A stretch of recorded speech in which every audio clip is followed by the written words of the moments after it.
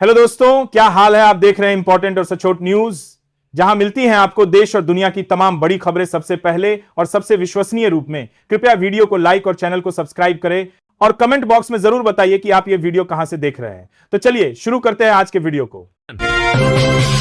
हरियाणा सरकार ने राज्य के शहरों को वर्ल्ड क्लास बनाने की दिशा में बड़ा कदम उठाया है। मुख्यमंत्री नायब सिंह सैनी ने शहरी विकास और आधुनिक बुनियादी ढांचे को मजबूत करने के लिए कुल 1700 करोड़ रुपए विभिन्न विकास प्राधिकरणों को जारी किए हैं।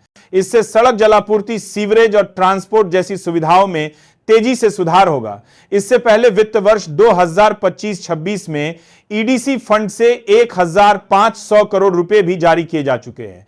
नई राशि में 700 करोड़ हरियाणा शहरी विकास प्राधिकरण को, 700 करोड़ जीएमडीए को, जबकि फरीदाबाद, पंचकूला, सोनीपत और हिसार विकास प्राधिकरणों को अलग अलग फंड आवंटित किए गए हैं।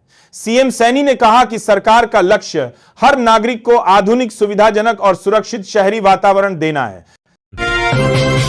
सामाजिक कार्यकर्ता अन्ना हजारे एक बार फिर लोकायुक्त कानून के अमल की मांग को लेकर अनशन करने जा रहे हैं। उन्होंने महाराष्ट्र के मुख्यमंत्री देवेंद्र फडणवीस को पत्र लिखकर चेतावनी दी है कि यदि सरकार तुरंत कानून लागू नहीं करती तो वह 30 जनवरी 2026 से राणेगढ़ सिद्धि के यादव बाबा मंदिर में अनशन शुरू करेंगे। अन्ना ने कहा कि विधेयक 2022 में विधानसभा और 2023 में विधान परिषद से पारित हो चुका है। बावजूद इसके सरकार ने 2 साल में इसे लागू नहीं किया। उन्होंने आरोप लगाया कि सरकार की नीयत में खोट है, इसलिए लगातार देरी हो रही है। माना जा रहा है कि इस अनशन को विपक्ष का समर्थन भी मिल सकता है। 2011 की तरह अन्ना का यह कदम महाराष्ट्र की राजनीति में फिर बड़ी हलचल पैदा कर सकता है।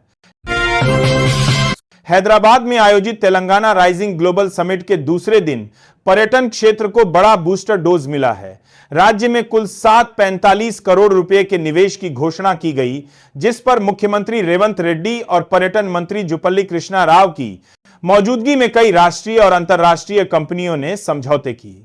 इन परियोजनाओं में फ्यूचर सिटी में 30 करोड़ के सम्मेलन और प्रदर्शनी केंद्र, 10 करोड़ का विश्वस्तरीय गोल्फ कोर्स, 800 करोड़ का इंटरनेशनल वेलनेस रिट्रीट और 300 करोड़ की लागत वाला एक्वा मरीन पार्क शामिल है। इसके अतिरिक्त कृत्रिम समुद्र तट रिसोर्ट, वेलनेस सेंटर और कार्मा पार्क जैसे प्रोजेक्ट भी तेजी पकड़ेंगे।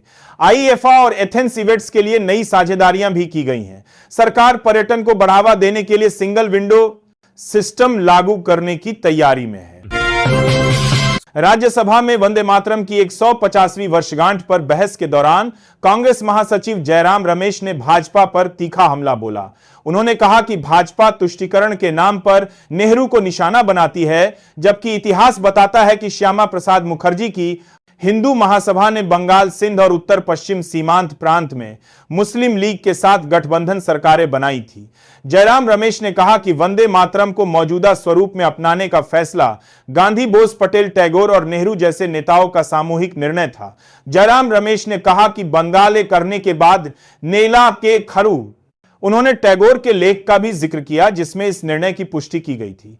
जयराम रमेश ने भाजपा पर आरोप लगाया कि वह नेहरू ही नहीं बल्कि सभी स्वतंत्रता सेनानियों के योगदान को बदनाम करने की कोशिश कर रही है। लोकसभा में चुनाव सुधार पर चर्चा के दौरान गृह मंत्री अमित शाह ने विपक्ष पर तीखा हमला बोलते हुए कहा कि सरकार की नीति स्पष्ट है, डिटेक्ट, डिलीट, डिपोर्ट और एक भी घुसपैठिया मतदान नहीं कर पाएगा। उन्होंने बताया कि सर प्रक्रिया कोई नई नहीं, इसका पहला शांति सरकार गिरी, देश की हार में सारा खासारा प्रयोग 1952 में नेहरू सरकार के समय हुआ था और 2004 तक किसी दल ने इसका विरोध नहीं किया। शाह ने आरोप लगाया कि कांग्रेस ने 4 महीने तक सर पर झूठ फैलाकर जनता को गुमराह किया, जबकि उनके शासन में मतपेटियां गायब होने और चुनावी गड़बड़ियों की घटनाएं आम थी। उन्होंने कहा कि ईवीएम आने से चुनाव चोरी बंद हुई, इसलिए विपक्ष बेचैन है। प्रधानमंत्री मोदी ने शाह के भाषण को तथ्यपूर्ण और लोकतंत्र की मजबूती को दर्शाने वाला बताया। लोकसभा में अमित शाह के चुनाव सुधार पर दिए भाषण के बाद राहुल गांधी ने एक्स पर तगड़ा जवाब दिया। राहुल ने कहा कि गृह मंत्री का बयान घबराया हुआ और डिफेंसिव था, क्योंकि उन्होंने पारदर्शी voter list machine, readable system और ईवीएम आर्किटेक्चर की ऑडिट पर कोई स्पष्ट बात नहीं की। राहुल गांधी ने यह भी आरोप लगाया कि बीजेपी नेताओं के कई राज्यों में वोट डालने की घटनाओं पर सरकार चुप है। उन्होंने दोहराया कि वोट चोरी सबसे बड़ा देशद्रोह है। राहुल ने सवाल उठाए थे सीजेआई को चुनाव आयोग चयन पैनल से क्यों हटाया गया, ईसी को इतनी बड़ी कानूनी इम्यूनिटी क्यों दी गई और सीसीटीवी फुटेज 45 दिन में नष्ट करने की जल्दबाजी क्यों हुई। उनका कहना है कि इन मुद्दों पर अमित शाह कोई ठोस जवाब नहीं दे पाए। प्रधानमंत्री नरेंद्र मोदी 11 दिसंबर को एनडीए सांसदों के साथ एक विशेष डिनर मीटिंग करेंगे, जिसमें आगामी चुनावों की तैयारी और रणनीति पर विस्तृत चर्चा होगी। बैठक शाम 6 बजे पीएम आवास पर आयोजित है, जहां सभी सांसद पहले सांसद भवन लाइब्रेरी में इकट्ठा होकर बस या कार से पहुंचेंगे। डिनर की तैयारियों को लेकर बीजेपी अध्यक्ष जेपी नड्डा और मंत्री किरेन रिजिजू ने आज समीक्षा बैठक की, जिसमें धर्मेंद्र प्रधान, अर्जुन मेघवाल और कई वरिष्ठ नेता शामिल थे। सांसदों को राज्यवार समूहों में बांटा गया है और 12 को राज्यवार बैठक की संबंधित मंत्रियों को उनकी जिम्मेदारी दी गई है। सूत्रों के अनुसार मीटिंग में पश्चिम बंगाल, तमिलनाडु और असम विधानसभा चुनावों की रणनीति पर भी चर्चा होगी।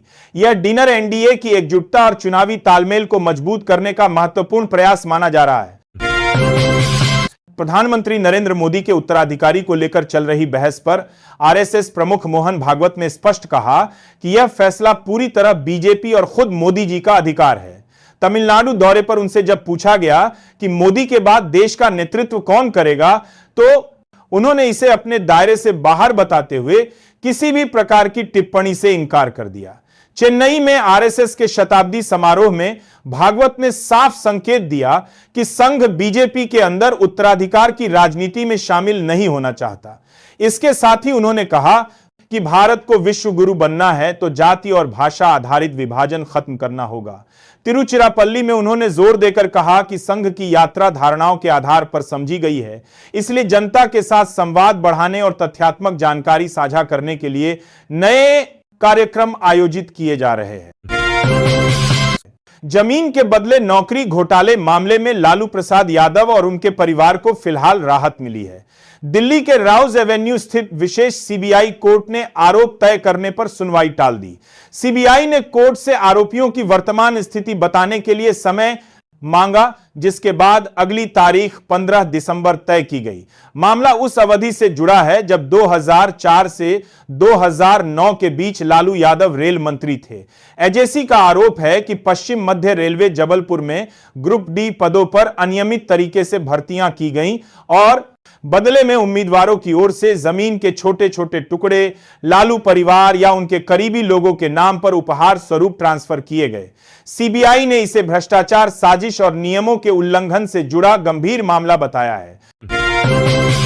लोकसभा में अमित शाह के चुनाव सुधार पर दिए भाषण के बाद राहुल गांधी ने एक्स पर तगड़ा जवाब दिया।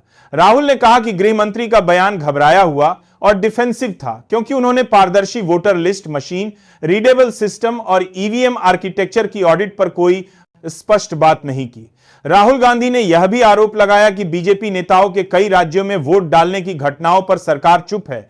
उन्होंने दोहराया कि वोट चोरी सबसे बड़ा देशद्रोह है। राहुल ने सवाल उठाए थे सीजेआई को चुनाव आयोग चयन पैनल से क्यों हटाया गया, ईसी को इतनी बड़ी कानूनी इम्यूनिटी क्यों दी गई और सीसीटीवी फुटेज 45 दिन में नष्ट करने की जल्दबाजी क्यों हुई।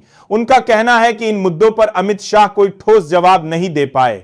प्रधानमंत्री नरेंद्र मोदी 11 दिसंबर को दिल्ली के रामलीला मैदान में 14 दिसंबर को होने वाली कांग्रेस की बड़ी रैली को लेकर सस्पेंस जारी है। वोट चोरी और विशेष गहन पुनरीक्षण यानी सर के मुद्दे पर यह रैली कांग्रेस खास रणनीति के तहत कर रही है। शुरुआत में पार्टी ने इसे अकेले करने का कांग्रेस इस संसद के पास मर्दन के बीच बड़े बनाने के बाद डिप्रेशन करने का राबर हार किताब देश के भी फैसला किया था, लेकिन अब सहयोगी दलों को शामिल करने पर विचार चल रहा है। हालांकि टीएमसी के रुख और सहयोगी दलों के बड़े नेताओं की संभावित गैर मौजूदगी को लेकर अब भी निर्णय अटका हुआ है। कांग्रेस इस मुद्दे पर लंबे समय से चुनाव आयोग और बीजेपी पर वोट चोरी के आरोप लगाती रही है। रैली में देश भर से कांग्रेस कार्यकर्ता जुटेंगे और हस्ताक्षर अभियान राष्ट्रपति को सौंपा जाएगा। पार्टी का मानना है कि यह रैली वोटरों को सीधे संबोधित करने का बड़ा अवसर होगी। दिल्ली का प्रशासनिक नक्शा पूरी तरह बदल गया है। राजधानी में पहले 11 जिले थे, लेकिन बेहतर गवर्नेंस और सुचारू प्रशासन के लिए अब 13 जिले बना दिए गए हैं। मुख्यमंत्री रेखा गुप्ता ने कुछ दिन पहले ही इस प्रस्ताव को मंजूरी दी थी, जिसके बाद मुख्य सचिव राजीव वर्मा ने आधिकारिक अधिसूचना जारी की। नए जिलों का गठन दिल्ली नगर निगम की मौजूदा सीमा रेखा के अनुसार किया गया है, ताकि जिला प्रशासन और स्थानीय निकाय के बीच कामकाज में तालमेल बेहतर हो सके। सरकार ने शाहदरा जिले को समाप्त कर दिया है और 3 नए जिले ओल्ड दिल्ली, सेंट्रल, नॉर्थ और आउटर नॉर्थ तैयार किए हैं। अब राजधानी में कुल 13 जिले होंगे, जिनके क्षेत्रों को लगभग बराबर बांटा गया है।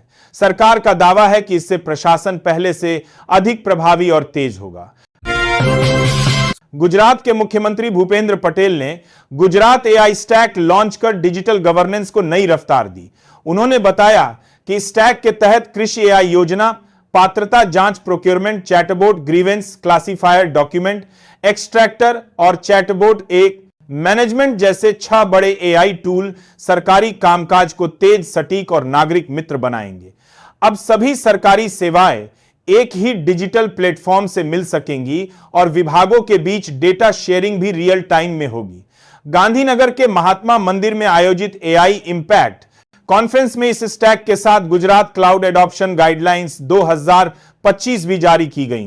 सम्मेलन में गूगल भाषिणी और गिफ्ट सिटी के साथ अहम एमओयू पर हस्ताक्षर हुए, जिससे गुजरात वैश्विक डिजिटल कनेक्टिविटी और एआई इनोवेशन का बड़ा केंद्र बनने की दिशा में आगे बढ़ेगा। पश्चिम बंगाल की मुख्यमंत्री ममता बनर्जी ने एसआईआर के खिलाफ बड़ा बयान देते हुए महिलाओं से अपने अधिकारों की रक्षा के लिए तैयार रहने की अपील की। कृष्णानगर की रैली में ममता ने कहा कि सर के नाम पर माताओं बहनों का हक छीना जा रहा है। उन्होंने महिलाओं से कहा कि अगर सर वाले अधिकारी घर आए तो वे किचन के सामान के साथ तैयार रहे और दबाव में ना आए। ममता ने आरोप लगाया कि चुनाव से 2 महीने पहले सर कराकर बीजेपी योग्य मतदाताओं के नाम हटवाना चाहती है। उन्होंने चेतावनी दी कि अगर एक भी योग्य मतदाता का नाम हटाया गया तो वे धरना देंगी। ममता ने यह भी कहा कि दिल्ली से बीजेपी समर्थित अधिकारियों को भेजकर चुनाव प्रक्रिया को प्रभावित करने की कोशिश हो रही है।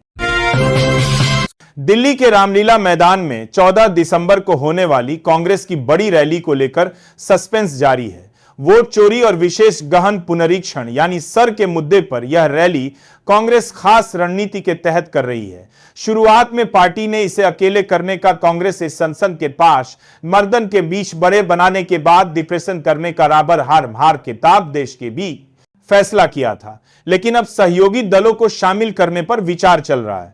हालांकि टीएमसी के रुख और सहयोगी दलों के बड़े नेताओं की संभावित गैर मौजूदगी को लेकर